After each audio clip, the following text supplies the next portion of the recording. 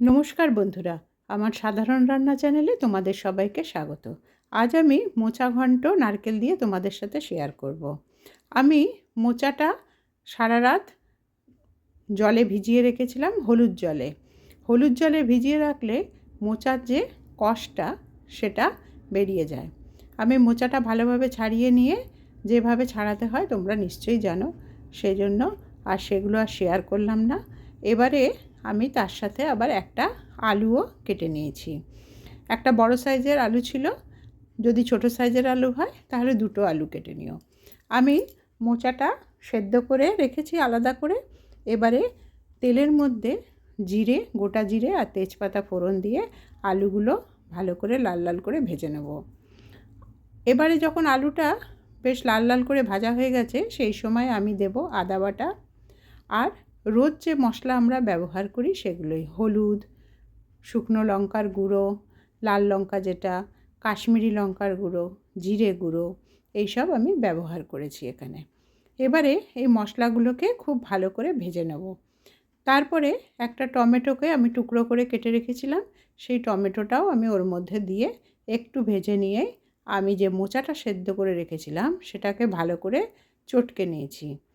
এটাকে কুচি কুচি করে কেটেও নেওয়া যায়, কিন্তু আমি এখানে ভালো করে চটকে নিয়ে করছি। তোমরা ইচ্ছে হলে মোচাটাকে ছোট ছোট করে কেটেও করতে পারো। এবারে ওপর থেকে দিয়ে দিলাম পরিমাণ মতো লবণ আর সামান্য টেস্টের ব্যালেন্সের জন্য একটু চিনি।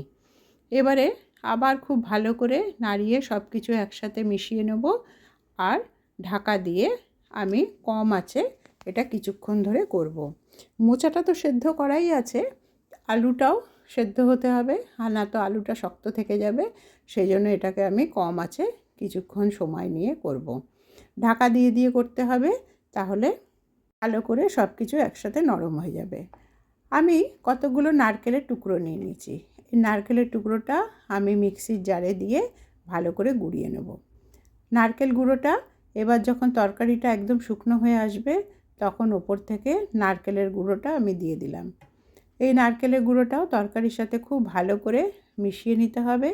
দেখো, খুব ভালো করে মিশিয়ে নিয়ে তারপরে আমি ওপর থেকে সামান্য ঘি আর একটু গরম মশলা ছড়িয়ে ঢাকা দিয়ে রেখে দেবো।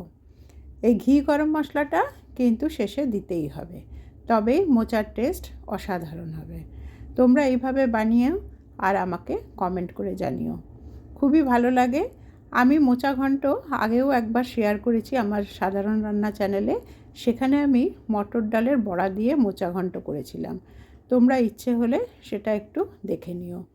এখানে দেখো, নারকেলের গুঁড়ো দিয়ে করেছি, খুব শুকনো হয়ে গেছে তরকারি, খুব ভালো লাগে। ডাল দিয়েও খেতে পারো আর শুকনো ভাতে মেখে খেলেও খুবই ভালো লাগবে।